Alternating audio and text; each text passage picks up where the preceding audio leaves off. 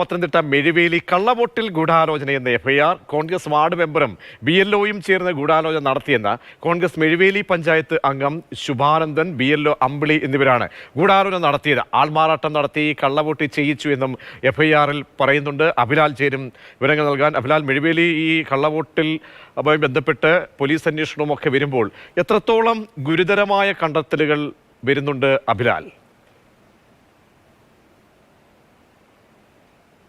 ഗൂഢാലോചന, ആൾമാറാട്ടം, അതോടൊപ്പം തന്നെ ഉദ്യോഗസ്ഥരെ തെറ്റിദ്ധരിപ്പിക്കൽ എന്നീ മൂന്ന് പ്രധാനപ്പെട്ട കുറ്റങ്ങളാണ് പ്രതികൾക്ക് രണ്ടുപേർക്കുമെതിരെ ആരോപിക്കപ്പെട്ടിട്ടുള്ളത്.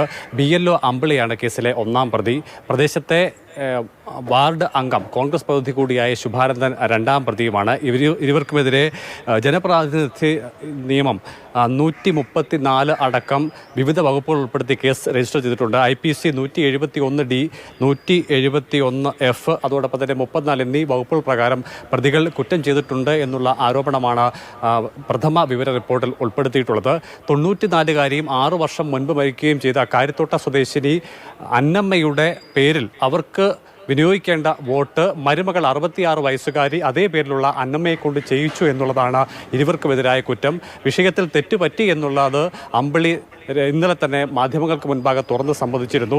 ജില്ലാ കളക്ടർ നിയോഗിച്ച പ്രത്യേക സമിതി ആരോപണ വിധേയരെയും അതോടൊപ്പം തന്നെ പരാതിക്കാരെയും കേട്ട് വിശദാംശങ്ങൾ പരിശോധിച്ചതിൽ ഗുരുതരമായ വീഴ്ച സംഭവിച്ചിട്ടുണ്ട്.